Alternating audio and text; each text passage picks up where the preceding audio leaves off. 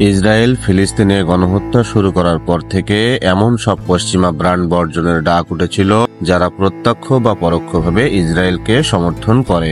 Coca কোলা এমন একটি brand যারা ইসরায়েলের সমর্থনে নানা ধরনের পদক্ষেপ গ্রহণ করার কারণে বারবার বয়কটের শিকার হয়েছে। সাম্প্রতিক সময়ে বাংলাদেশের প্রচলিত একটি বিজ্ঞাপনকে কেন্দ্র করে কোকা কোলা বয়কটের বিষয়টি আবার নতুন করে বিতর্কের জন্ম দিয়েছে। কোকা কোলার নতুন ওই বিজ্ঞাপনটিতে বলা হয় ওই জায়গার সাথে অর্থাৎ ইসরায়েলের সাথে কোকা কোলার কোনো সম্পর্ক নেই। এমনকি আরও দাবি করা হয় ফিলিস্তিনে কোকা কোলার কারখানাও আছে। কি কেন কিভাবে এই পর্বে আমরা জানার চেষ্টা করব আসলেই কি কোকা কোলার সাথে ইসরায়েলের কোনো সম্পর্ক নেই এবং সত্যিই ফিলিস্তিনে কোকা কোলার ফ্যাক্টরি আছে কিনা। কোকা কোলা সম্পর্কে জানতে কি কেন কিভাবে এই ভিডিওটি সম্পূর্ণ না টেনে দেখুন। মনের সকল জিজ্ঞাসা আর কৌতূহল মেটাতে অজানাকে জানার যাত্রায় আমাদের সঙ্গী হতে পারেন আপনিও। সাবস্ক্রাইব করুন ও পাশে থাকা বেল আইকনটি ক্লিক করুন। অজানাকে জানার যাত্রা শুরু হোক এখনই। 1968 সালে একটি বোতলজাতকরণ কারখানা প্রতিষ্ঠার মাধ্যমে কোকা কোলা ইসরায়েলে তাদের কার্যক্রম শুরু করেছিল। কোকা কোলার এই ব্যবসায়িক পদক্ষেপ সে সময় মধ্যপ্রাচ্য জুড়ে বেশ অস্থিরতার জন্ম দিয়েছিল। ইসরায়েলে ব্যবসায়িক কার্যক্রম পরিচালনার জন্য 1968 থেকে 1991 পর্যন্ত আরব লীগ কোকা কোলার উপর বয়কট ঘোষণা করেছিল।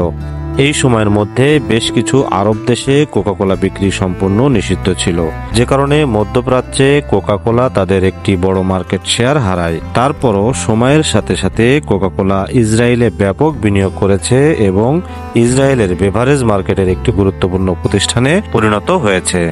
কোকা কোলা আর্ট্রোড নামের একটি ইসরায়েলি সেটেলমেন্টে কারখানা স্থাপন করেছে, যে জায়গাটি অতীতে ফিলিস্তিনিদের ছিল এবং ইসরায়েল তা জোর করে কেড়ে নিয়েছে। এ ধরনের অঞ্চলে ব্যবসায়িক কার্যক্রম পরিচালনা করা আন্তর্জাতিক আইনের লঙ্ঘন। সেই সাথে কোকা কোলা জেনে শুনে ইসরায়েলের দখলদারি থেকে লাভবান হওয়ার চেষ্টা করেছে। তাছাড়া ইসরায়েল কর্পোরেশন অথরিটির একটি নথি থেকে জানা যায় কোকা কোলা 2015 সালে ইমতিরজু নামে একটি জায়ান্টবাদী বেসরকারি প্রতিষ্ঠানকে 50,000 শেকেল সহায়তা দিয়েছে। ইসরায়েলের স্বার্থে কাজ করা এবং জায়ানবাদীদের শত্রুদের দমন করা এই এনজিওর প্রধান কাজ।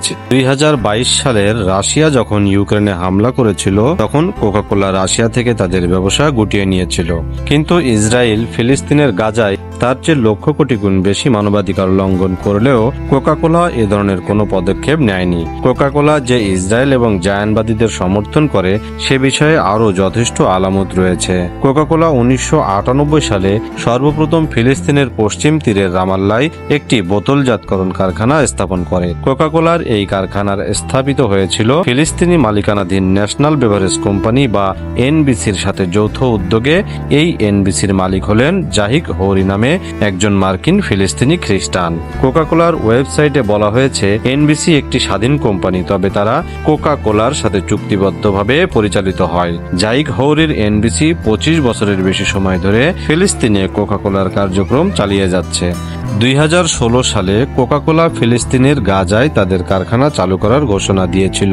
কোকা কোলার দাবি, গাজায় কোকা কোলার ফ্যাক্টরি প্রতিষ্ঠিত হলে সেখানে বিপুল সংখ্যক মানুষের কর্মসংস্থানের সুযোগ তৈরি হবে। কোকা কোলার ওয়েবসাইটে আরো বলা হয়েছে এনবিসির সাথে কোকা কোলার গাজায় স্কুল পরিচালনা, রোজাই, ইফতার বিতরণ থেকে শুরু করে নানা ধরনের জনসেবামূলক কর্মকাণ্ড করে থাকে। বর্তমানে ফিলিস্তিনে 4টি কোকা কোলা বোতলজাতকরণ কারখানা এবং 3টি কোকা কোলা সরবরাহ কেন্দ্র রয়েছে।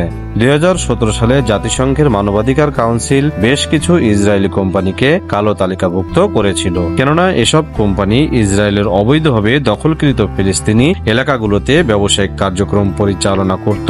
সেই তালিকায় কোকা কোলা ইসরায়েলেরও নাম ছিল, যদিও সর্বশেষ প্রকাশিত কালো তালিকা থেকে কোকা কোলার নাম বাদ দেওয়া হয়। বাংলাদেশের সম্প্রতি আলোচিত বিজ্ঞাপনটিতে কোকা কোলার সরাসরি ইসরায়েলের নাম উল্লেখ না করে ইসরায়েলকে ওই জায়গা বলে সম্বোধন করেছে।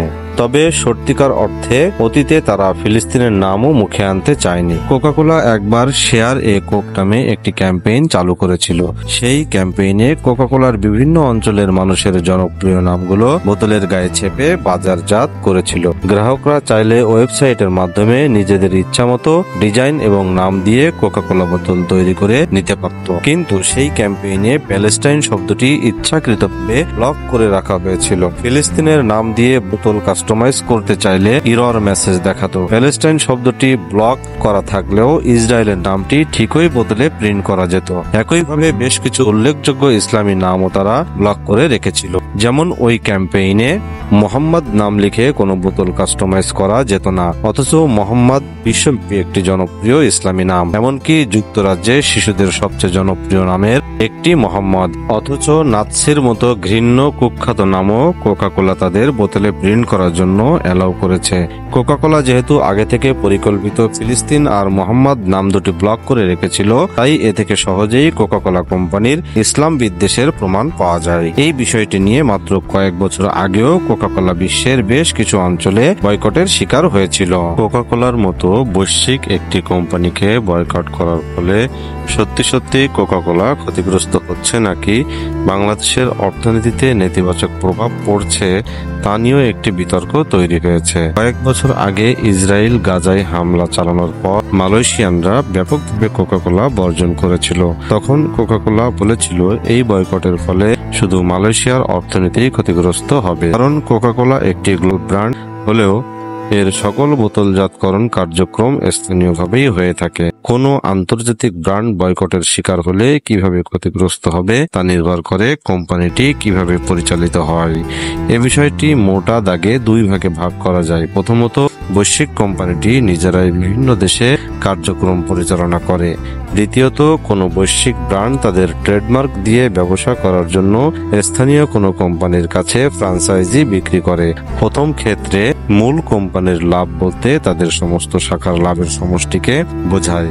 তাই যদি কিছু শাখা লাভ করতে না পারে তাহলে মূল কোম্পানি ক্ষতিগ্রস্ত হয়। দ্বিতীয় ক্ষেত্রে স্থানীয় ব্যবসায়ী মূল কোম্পানির ট্রেডমার্ক ব্যবহার করার কারণে মূল কোম্পানিকে একটি নির্দিষ্ট পরিমাণ অর্থ প্রদান করতে হয়। এখন ওই স্থানীয় ব্যবসায়ীর লাভ হোক বা ক্ষতি, তাকে নির্দিষ্ট পরিমাণ অর্থ মূল কোম্পানিকে দিতেই হবে। অর্থাৎ সেক্ষেত্রে বয়কটের ফলে ক্ষতির কোনো প্রভাব মূল কোম্পানির উপর পড়বে না। এতে শুধু ক্ষতিগ্রস্ত হন ওই স্থানীয় বিনিয়োগকারী যিনি একটি দেশে বড় কোনো ব্র্যান্ডের শাখা অফিস পরিচালনা করে। এক্ষেত্রে বয়কটে স্থানীয় শ্রমিক, তাদের পরিবার এবং সংশ্লিষ্ট দেশের অর্থনৈতিক ক্ষতির শিকার হয়। কোকাকোলা ছাড়াও ম্যাকডোনাল্ডস, স্টারবাকস, ডমিনোস এর মতো খাদ্যদ্রব্য প্রতিষ্ঠানগুলো এবং ফেসবুক, মাইক্রোসফট, গুগল, এইচপি সহ আরো বেশ কিছু প্রযুক্তি কোম্পানির বয়কটের ডাক বিশ্বব্যাপী ছড়িয়ে পড়েছে। এর কারণ হলো এই কোম্পানিগুলো মার্কিন যুক্তরাষ্ট্রের অর্থনীতিকে সমৃদ্ধ করে এবং সেই টাকা দিয়ে মার্কিন যুক্তরাষ্ট্র ইসরায়েলকে অস্ত্র সহ নানা ধরনের প্রযুক্তিগত সহায়তা দিয়ে ফিলিস্তিনিদের জাতিগত নিধন চালাতে সহযোগিতা করছে। তাই ইসরায়েলের প্রতি সহমর্মী প্রতিষ্ঠানগুলো বর্জনের মধ্য দিয়ে ইসরায়েলের ঘনিষ্ঠ মিত্র আমেরিকার অর্থনীতিকে দুর্বল করে দেওয়াই বয়কটের মূল উদ্দেশ্য।